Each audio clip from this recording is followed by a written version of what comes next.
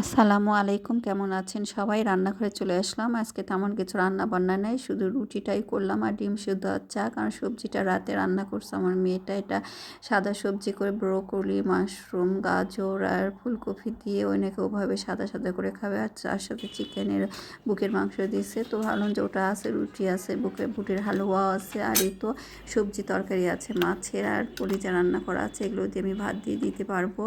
আর সাথে তো সবজি রান্না করাই আছে, ওটা দিয়ে রুটি বানিয়ে খাবে। তো ভাবলাম আজকে কিছু কিছু কাজ করে রাখবো।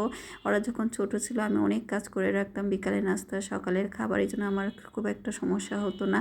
বেশি বেশি করে রাখতাম, চলেই যেত। কারণ তিনজন স্কুলে যেত, টিফিন নিয়ে যেত, আবার বিকালে নাস্তা না দিলে পড়তে বসতো না। সব কিছুই রেডি করে রাখতে হতো। এই জন্য কিছু কিছু রান্না করে রাখলাম। আর সহজেই ছোলাটা আমি ভিজে রাখছিলাম, গতকালে করা হয় নাই। আর মাংসটাই তো দিয়েছিলাম, শীষ উঠে রেখেছিলাম। ভাবলাম গন্ধ যদি ধরে যায়, আগে জাল দিই। তো হাঁড়িতে নেমে আমি কষানো শুরু করছি। আর এদিকে প্রেসার কুকারে আমি ছোলাটা উঠিয়ে দিলাম।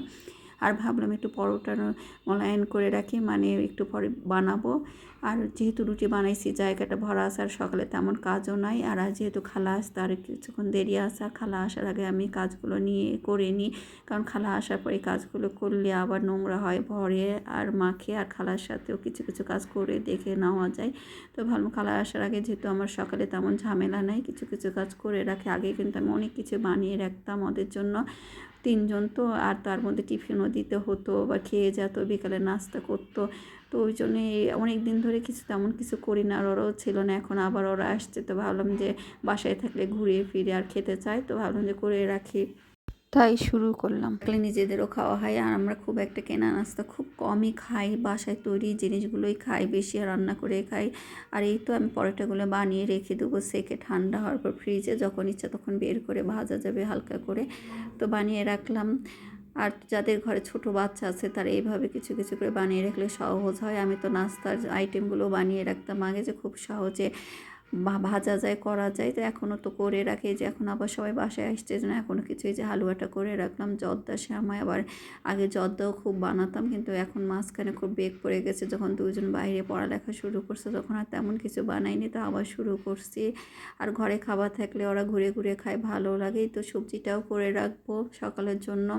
যতই ডিম, মিষ্টি, শ্যামাই, সুজি যেটাই থাকুক, তার সাথে একটা ঝাল ঝাল সবজি হলে রুটি, পরোটা সবই খেতে ভালো লাগে। আর যেহেতু ঘরে সবজি আসতে, ভাবলাম একটু করে রাখি। আর কিছুই না, হলুদ, লবণ আর মরিচে গুঁড়া দিয়ে সিদ্ধ উঠিয়ে দিলাম হালকা পানি দিয়ে। আর ভাবলাম যে একটা পরোটা ভেজে খাই, যেহেতু মাংস রান্না করা আছে।